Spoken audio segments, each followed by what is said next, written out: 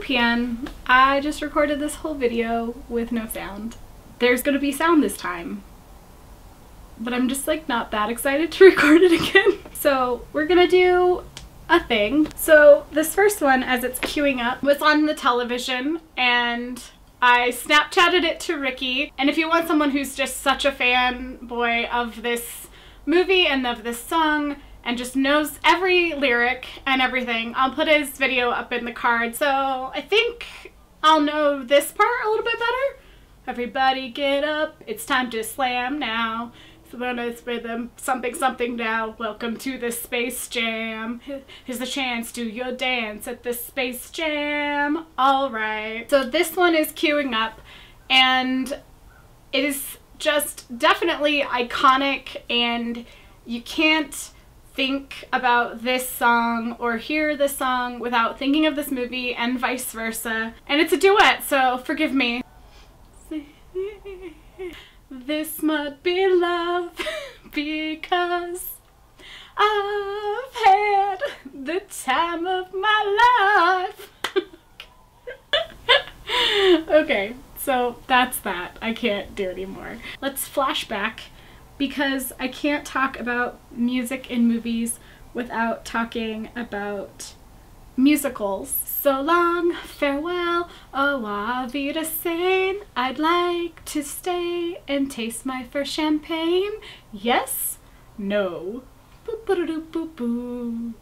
The Sound of Music means so much to me, and it was one of those VHSs that was on 2 tapes, and it meant commitment to watching it. And I definitely would rewind the first one before I was allowed to watch the second one. And the nice thing about that is because there was the built-in intermission, like it was built into 2 parts.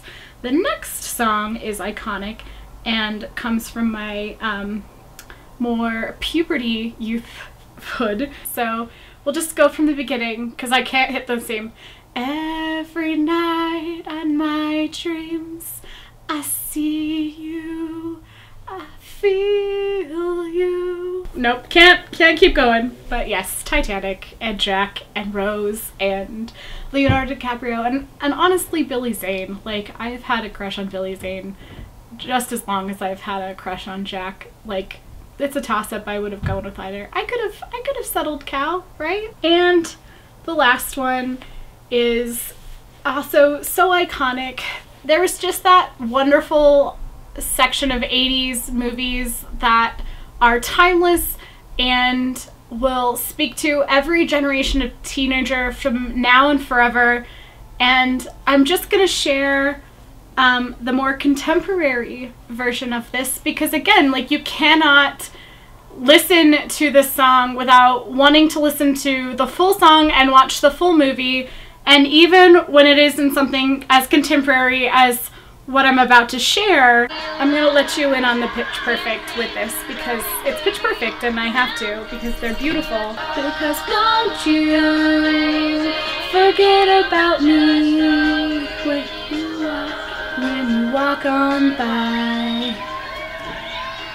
Will you call my name? Ah, Skylar Astin. I mean, come on. Both Anna Kendrick and Skylar Astin. Will you call my name? And then there's this part. Will you walk on by? So cute. Will you call my name? And then it's just I sing alright. Just so precious.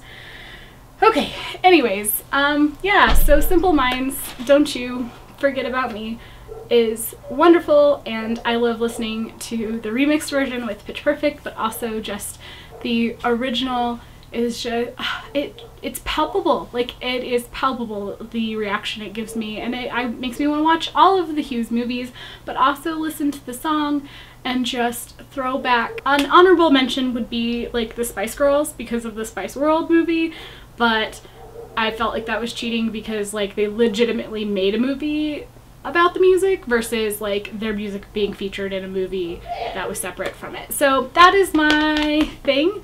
My nerdy pleasure is borrowed from my trip abroad. I know that when I was leaving, that was my nerdy pleasure, was going, but while I was on holiday, not only did I get a lovely new tattoo, but I tracked down The Handmaid's Tale by Margaret Atwood, the Vintage Classics cover, and my goal is to finish this book before the Hulu series comes out.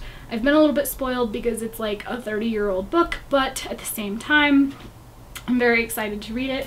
I did also buy and read this on the plane ride home. It's Everything Everything by Nicole Yoon, which is going to be a film. Like, this was a read it before you watch it, and this is a read it before you watch it. But this is like, I tracked down this cover because this cover is gorgeous. So yeah, that's my question, are you excited for this most recent adaptation of The Handmaid's Tale by Margaret Atwood on Hulu? And if you haven't heard about it, I recommend you go check out the trailer. I know that this is probably gonna run a little long because of the shenanigans in this video, so I hope you guys don't punish me for that. And also, I can't be bothered with the intro outro. My goal for the next fortnight is to have the proper intro outro for this year, but there's just a lot on my plate coming back from holiday and all of the real life stuff that I need to get done, like my taxes and videos that I need to edit and share with the world and caption and stuff. So good times. I'm going to go ahead and go. Until my next video next fortnight, David, we will see you on Monday. DFTBA.